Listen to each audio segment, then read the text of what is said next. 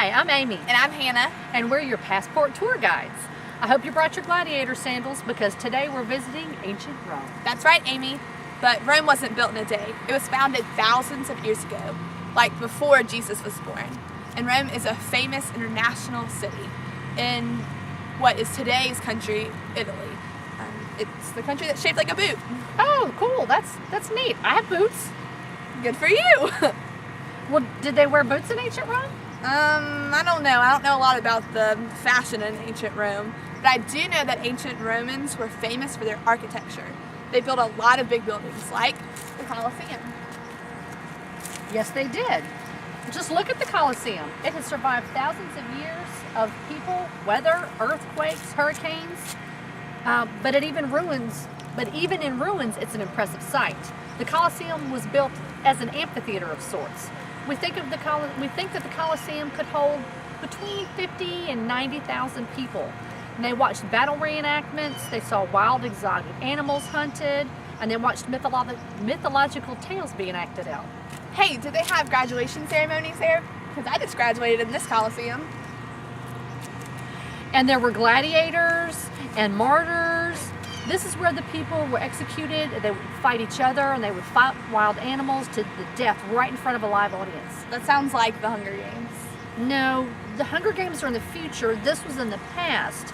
We're in 800 BC to 476 AD.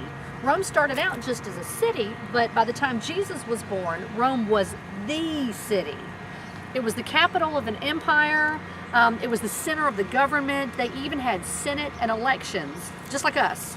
And Roman governors and officials were sent to countries and regions in the Roman Empire to be peacekeepers, collect taxes, and goods that were sent back to the capital. Now, that sounds like the Hunger Games. Would you quit with the Hunger Games? If you've ever heard the story of when Jesus was arrested and killed, there's this guy named Pilate. He was saying that Jesus was innocent, but then he was also the guy that said, okay, let's go ahead and beat him and kill him anyway. So Pilate was an official in the Roman government, and then he was sent to Judea where Jesus was born, and he was in charge of that region. Oh, okay, I understand. Okay, how about we switch gears, and Hannah, why don't you tell the tour group about the religion in ancient Rome? Yes, religion in ancient Rome. The Roman people had lots of gods, like hundreds of gods. They had temples where they performed sacrifices and rituals to make the gods happy or to make requests of the gods. People even had shrines of the gods in their home. And some of the names of the gods are like Mars, Jupiter, Saturn, Venus. Oh wow, they named their gods after planets. Yes, they did. Anyways, there's so many gods that the Roman people thought the more, the merrier. So whenever they conquered new people, the new group of people, different gods, they added their group of gods to their group of gods. This ended up being a problem when Jesus comes along. And when Paul wrote the letter to the Church of Rome, that's why he wrote the letter. And that's because that was for the followers of Jesus, because there's only one God. Yeah, but like people who followed Jesus, the Romans also believed in life after death. But they believed that death only happens in the underworld. That sounds scary. It does.